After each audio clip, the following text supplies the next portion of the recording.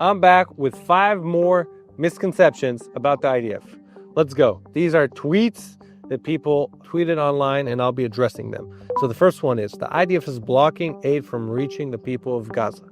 The way the system works, this is obviously false. The way the system works is aid reaches Israeli borders, gets checked by Kogat, approved, and then transferred into Gaza. Within Gaza, it needs to be picked up by the international community, who then distributes it to the people of Gaza.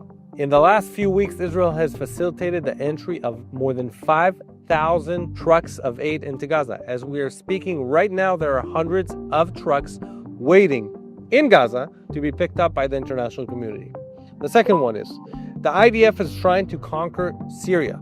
This is false again. Israel is holding the defense line, making sure no threat is posed on our border to our civilians. As the events unfolded with the Syrian regime changing, the IDF took control of the area of separation, which is an area between Syria and Israel, where UNDOF operates. They are still there operating. The third claim is that the IDF targets Gazan civilians who are trying to reach humanitarian aid distribution force. This is false again. I've been there. I spoke to the soldiers. That is not something IDF do. A lot of it is fake news. A lot of it is Hamas injuring and killing Gazans on the way to pick up food. Later on, reporting it as something the IDF did.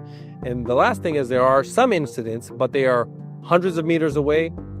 They are not in the areas of distribution. There are incidents in which people, and I remind you, Hamas is dressed in civilian clothes. We haven't seen them wear uniform in months since the latest ceasefire, approaching IDF troops, and IDF troops acting according to directives. Israel is committing genocide against the people of Gaza. You can be the judge. Since the beginning of the war, Israel has put out millions of warnings to civilians, giving up the element of surprise, telling them we are going to act here against this terror organization that is holding our hostages in tunnels, and we are giving you a warning. We are giving up the element of surprise so you can get out of harm's way. This is something that Israel has done in millions of SMS texts, phone calls, leaflets, social media warnings, and so on. Israel has facilitated the entry of millions of polio vaccinations when there was an alarm of a polio outbreak. Israel has facilitated almost 2 million tons of aid into Gaza. Israel is doing everything we can to get Gazans out of harm's way. Israel has publicly said that our war is with Hamas and not the people of Gaza. This is a war, I remind you, that began with the atrocious attack of October 7th, and it is not ending because Hamas is holding our hostages and refusing to put their weapons down. The last one is, Israel has severe restrictions on aid entering Gaza. Again, there are security checkups to make sure that nothing that is restricted goes into Gaza, as such as weapons, as happened in the past. And we saw on October 7th the types of weapons that Hamas had.